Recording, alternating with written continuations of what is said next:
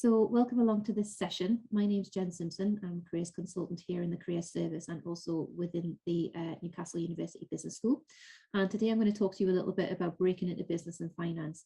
Now, this session is part of Finding Your Future Fortnight and is going to preface all the activity that you've got going on later today. I know that there are some industry panels going on, so we'll talk about them very briefly. And this session, I can see from those attending, I can see that we've got an MBA with us, and we'll also have undergrads and other postgraduate students. So this is a very broad session, and it's designed for anybody of any level of knowledge or any level of experience to come along and hopefully understand a little bit more about the world of business and the world of finance. So I will be taking this from quite a broad perspective. But obviously, if you want to drill down into any more depth, I'm always available, or careers consultants within the service are always available to talk to you on a one-to-one basis. So without further ado, if you have any questions, I'm going to talk for around sort of 10-15 minutes, and then I'll hopefully have room for questions at the end. So thank you very much for joining. You know the drill by now. Thank you very much for staying on mute. If you do want to switch your camera on, that's more than fine. And as I say, we'll take questions at the end. So today we're going to look at understanding the hiring market of business, specifically the sectors and job functions within business.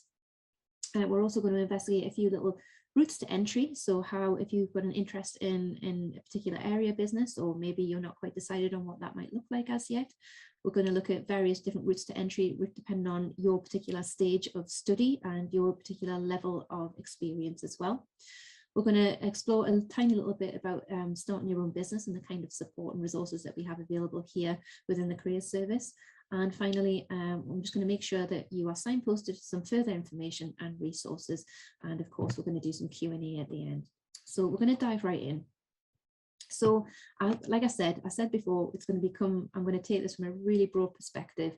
And so, I'm aware that some of you guys may be joining from, a geography degree or a biology degree or a zoology degree.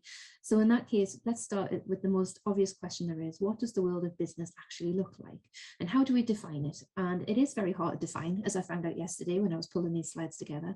But what I did find was that the Oxford English Dictionary does have a definition of business as trade considered in terms of its volume or profitability, which is suitably vague, I guess.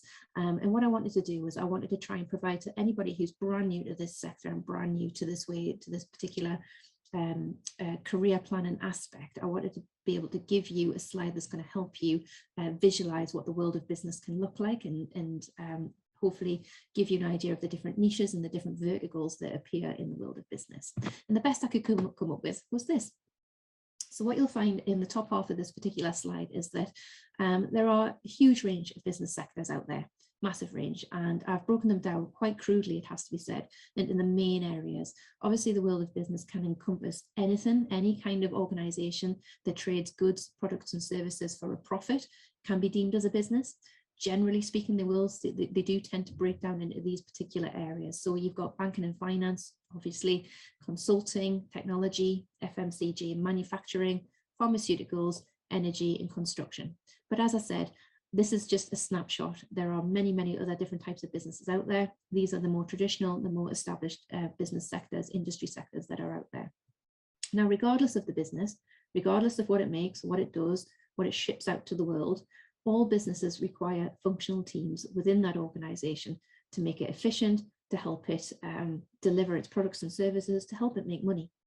And those functional teams can include lots of different departments, lots of different divisions. And I've broken the most obvious ones down on the bottom half of this screen, which include finance, organizational development, or HR, as you might know it, marketing, CSR, which is corporate social responsibility. And that encompasses things like sustainability, diversity within the workplace, making sure that the organization works in an ethical way. Operations, which can be the actual heartbeat of the business, so anything to do with project management, supply chain, all that kind of thing.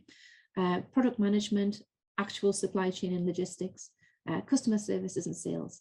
And I should say up front as well, this isn't an exhaustive list. Depending on the business, depending on the size of the business and what it does, there'll be other, functional teams within organizations that I won't have mentioned here. These are the more, again, broader, more established departments and teams that you would find in most different types of businesses. So this is kind of what it looks like. So as you can see, it's very broad. And there are, lots of different areas, lots of different niches that you can be involved in. And it needs a lot of different talent. It needs a lot of different expertise. And therefore, I thought it might be worthwhile thinking a little bit about, before we get on to finance, a little bit of myth busting, because one of the big pushbacks can be that, well, if I want to work in business, surely it would stand to reason that I need a business related degree. And in some cases, yes, that does absolutely help, no doubt about it. However, not all roles within the business and finance sector require a business-related degree at all. A lot of hiring managers do consider graduates from all subject backgrounds.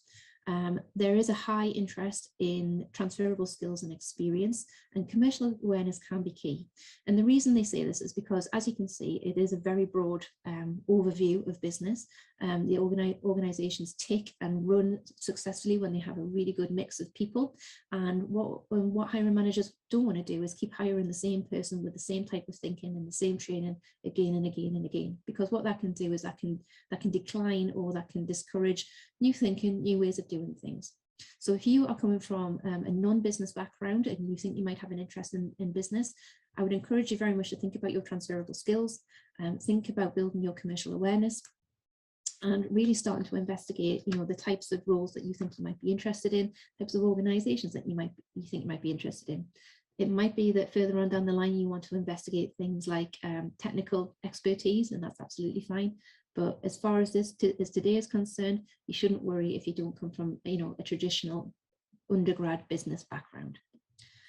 I do want to say a quick word on finance, because obviously the name of this particular session is a focus on business and finance.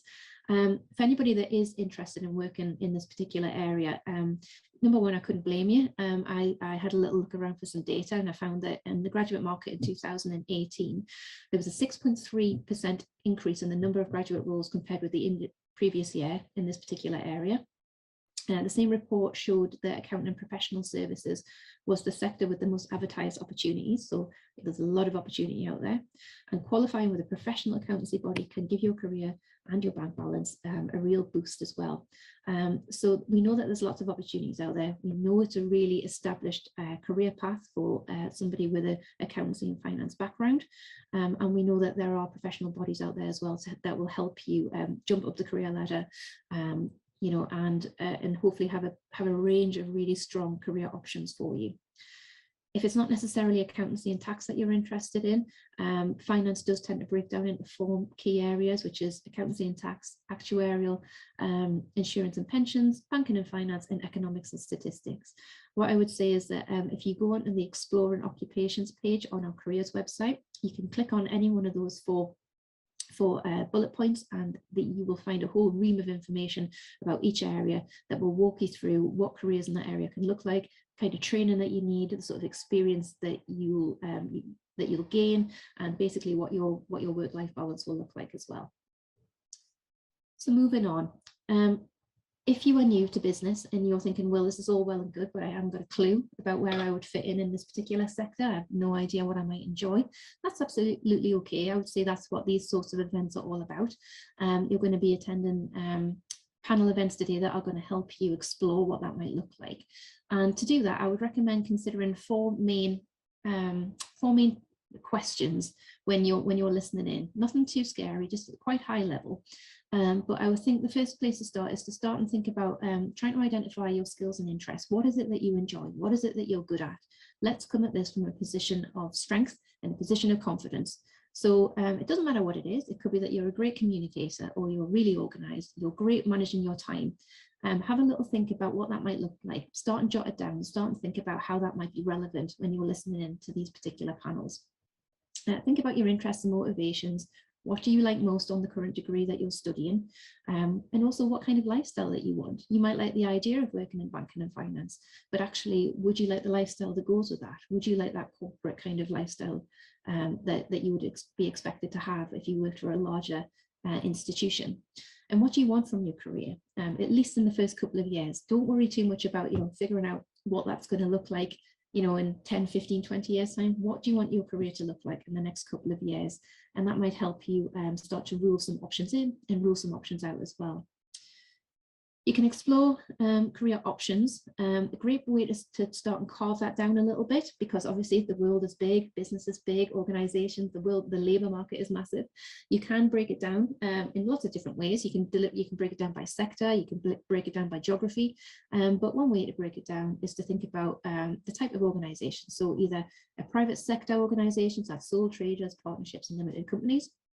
Maybe you could potentially be interested in a public sector organization. So that's local and national governments, plus agencies associated with them and chartered bodies. And then, of course, as well, we've got the very important not-for-profit sector, which is growing all the time. And that is often referred to as the third sector, excuse me, or the charity and voluntary work sector. Bear with me. And it could be that after a period of time, or perhaps you have the confidence and the idea to take yourself forward as a self-employed person as well and start your own business and be your own boss. So it's worth thinking as well about like what kind of environment you think you might thrive in, and bear that in mind when you are doing your career planning or when you come and talk to us in the career service. The third thing I would recommend to help you explore the sector would be, once you've done this reflective piece, once you have understand a little bit about what you like and a little bit about what you're good at, trying to reach a position where you can make a decision and have a little bit of confidence in those thoughts and in those feelings.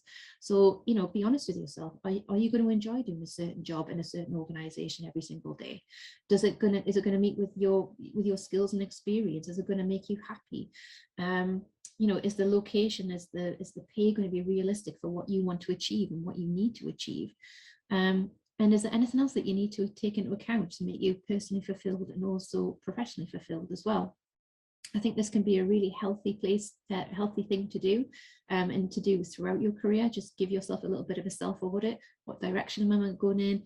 Am I growing in the way that I want to grow? Am I being challenged in the way that I want to be challenged? Do I actually like the company that I'm working for? And be really honest about what that looks like, because as we know, business is a very, very broad sector, and the chances are, if one organization isn't right for you, there will be millions of others out there that are absolutely right for you. So don't worry too much if your potential dream company doesn't work out. There's always other options and more exciting developments to be had. Once you're at that point, once you've made a few decisions and you kind of have a rough idea of where you want to head over the next couple of years, it's about setting some achievable goals. And, it's not about creating a mountain to climb or putting yourself under a huge amount of pressure. It's about thinking, okay, well, what can I achieve in the next 2 years? It's going to help me move towards, my greater goals. And depending on what stage of study that you're at, it's going to look different for everybody. So if you are a first or second year student at undergrad, you might be thinking about a placement year or an intercalating year, as we use them. If you are at any stage, you might be thinking about internship opportunities. Internships can last from 1 week to 1 year. You might be thinking about graduate hiring programs or schemes, which appear in some but not all industry sectors. And you might also be thinking about graduate level roles, and that could be undergraduate, graduate, postgraduate, graduate, or MBA graduate level roles. Thinking about what's going to work for you will help you manage your time and manage your energy as well. So routes into industry, I'm just going to break that down a little bit more for you. Placement year. I know that a lot of you, that this is very important. You're considering it, and we're right in the heartland of application window between now and Christmas. If you're looking to do something in what's called an intercalating year, so you do it after the penultimate year of your study as an undergraduate, you could spend 9 to 12 months on a work-related placement. Placements should be paid, number one. I know that can sometimes be quite confusing, but we would always hope that placements would be paid, and that any placements that are advertised by the university will be paid. They are a fantastic option for anybody, for the majority of those studying at undergraduate, unless you're doing something like medicine or dentistry. It gives you a fantastic opportunity to build skills and experience in a huge range of sectors and a huge range of organizations. So it is something worth considering. It gives you the opportunity to break into a particular sector or particular organization and actually test it out for a year. If you get to the end of the placement year, which I know some students do, and decide, actually, I've got a lot from it, but it's not going to be for me moving forward, that's really great. That's fantastic. That's a lot of knowledge and a lot of empowerment to move on to your next challenge with. Alternatively, other students really love their placement year and know for certain that what they're going to focus on after their degree wraps up. And in some cases, they're able to leverage full-time opportunities from their placement as well. So lots to consider. I've included a link in the bottom blue pane there. So if you're interested in placements, that's where to get started. And I've screenshotted it as well. So you can find advertised placements, hidden opportunities, and overseas placements as well. If you need to have a conversation on it with a bit more detail on this, do book in for a one-to-one appointment, either online or in person. Very quickly, internships. Internships or / insight days are fantastic ways to gain a very quick, flexible snapshot of experience and build experience in lots of different areas. So as I said before, internships can last a week, a month, a year, and you can do them within term time, up to 20 hours a week, or you can do them across the summer, or maybe even you could still do an internship after you graduate. So they're much more flexible, and we have content on our website designed to signpost you to where you can find opportunities during term time, during vacation, and also within specific sectors as well. What we found is that around a third of graduate positions are filled by students who have completed either internships and or placements. So if you're looking to get into quite a competitive market, and accountancy and finance, maybe it's project management, for example, maybe it's marketing, it is well worth considering trying to find an internship or a placement to help you do that. Puts you ahead of the crowd, gives you some credible experience on your CV, gives you something to talk about at interview and at networking, improves your commercial awareness, and it also gives you the opportunity to, as I said before, rule options in and rule options out as you build your experience. If internships aren't an option for you for whatever reason, do consider insight days. Lots of larger organizations, PwC, EY, KPMG, etc., all run insight days, usually online, especially in the current climate. They run insight days for people like yourself, for graduates who have got a high level interest in potentially working for that kind of organization. They're a really great way of just getting, very low risk. You can just dial in, have a listen to some talks, maybe do a bit of networking, but it does give you a snapshot of what goes on inside that organization, and it gives you something to leverage when you're applying for a role that you've attended an insight day, and also start to build your network as well. Graduate jobs, I'm going to just cover off very, very quickly indeed. We all know that graduate jobs can appear in lots of different industry sectors. They're not limited by graduate schemes. Graduate level jobs are everywhere in every kind of business sector. They are less structured than a graduate scheme. So, there is a degree of flexibility needed when you're considering a graduate job. But this is the road that, I would say 70% of graduates tend to go down, if we assume around 30% of graduates end up on a structured graduate program. For everybody else that doesn't, it's going to be a graduate level job, graduate level hiring that you're looking for. And the great news is that you can find a job, a graduate level job in any area, in any size of business. But the bigger challenge with that would be that, as you can see from my handy illustration on the slide here, not all jobs are advertised. So sometimes you need to be a little bit clever about how you approach this. If you're looking to break into a specific business niche, it's worth considering taking a speculative approach. I don't have time to cover what a speculative approach entails today, but do book in for a one-to-one, and we'll be more than happy to talk you through what that looks like, what you need to do, and how it's going to benefit you. To find graduate hiring, we have lots of reactive websites that are available to you. And when I say reactive, these are jobs that are currently already in the public domain. So these are jobs that exist, that are being advertised out, and they're being advertised out targeting students like yourself, not just at Newcastle, but at every single university in the UK and possibly the world as well. So that's very much a reactive strategy. You see a role that you're interested in, and then you react to it by applying for it. And I've included just a snapshot of them, and also a link as well. Excuse me.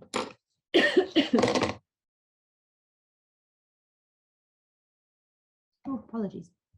And also a link at the bottom of this particular screen about where you can find further opportunities as well. But in terms of graduate hiring, I would say these are the main websites, the main platforms where you'll be able to do the best search. What we haven't talked about yet is being your own boss. Maybe you've got a fantastic idea. Maybe you think one day that you might like to work for yourself. We have an award-winning brilliant team within the university, within the career service, who are dedicated to helping people who think they've got an entrepreneurial spirit. And they can meet you wherever you are currently. You could be just have a spark of an idea. You might already have a semi-formed idea. You might already be in business for yourself. At whatever stage, the startup team can help you with support on business planning, financial planning, mentoring, visa sponsorship, you name it. They've got a fantastic range of online resources, and they're also running events as well, and have specialist one-to-one appointments. So I've included the link to Startup and all of their different services on this slide for you. So next steps, just very briefly. Thinking about today, thinking about going forwards and how to make this information last and how to make it resonate. Start researching. Today is the perfect time to do that. You're going to absorb a lot of information about a lot of different organizations. Off the back of that, start and build some research, and that's just very simply starting with looking at websites, attending events like you are today, starting to follow organizations of interest on social media and on news outlets, things like LinkedIn and Google Alerts as well. Start and think about building your network. So by that we mean maybe you've got existing contacts through friends and family.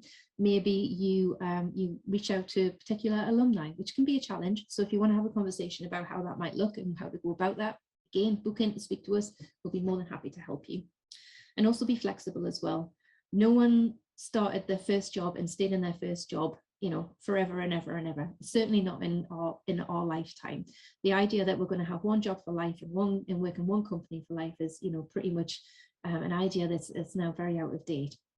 So do be flexible in what you think your first role outside of university, your first role outside of graduation might look like. The first role that you get is just that. It's a first role. It's an opportunity to get your feet wet. It's an opportunity to understand a little bit more about yourself and what you're going to enjoy long term. So be flexible about what that could look like. You never know where the big idea is going to come from.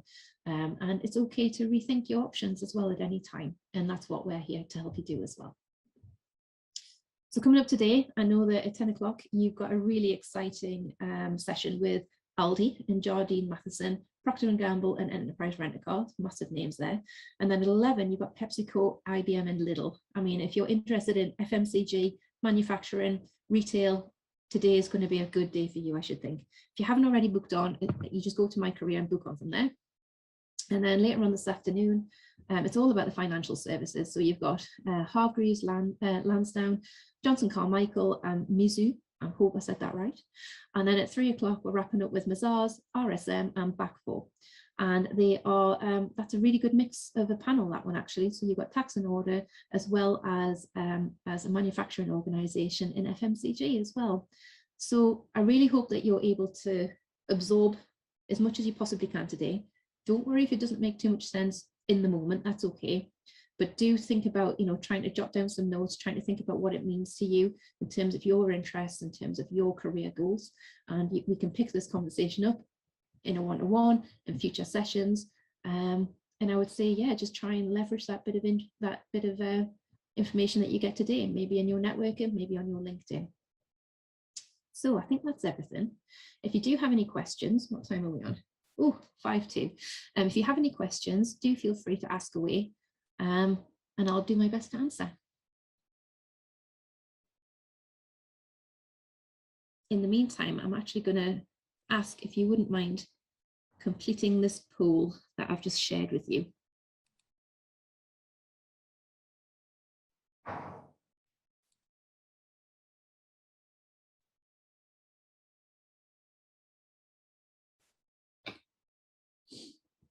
If there's anything I haven't covered or anything that you wanted to know more about, we do have 5 or so minutes, so feel free to ask away.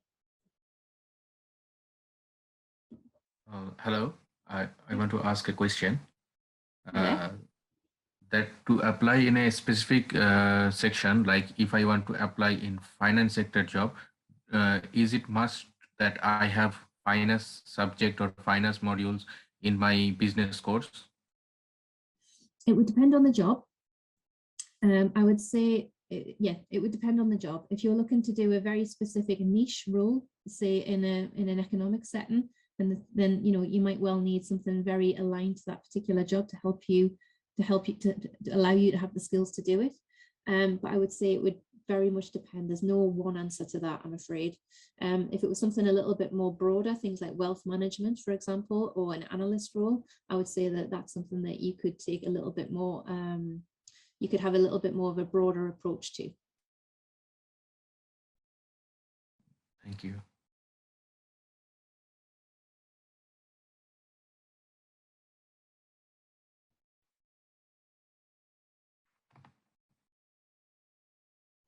Any other questions? I appreciate it's a bit of a whistle-stop tour, this particular session, because we don't have long to cover everything off.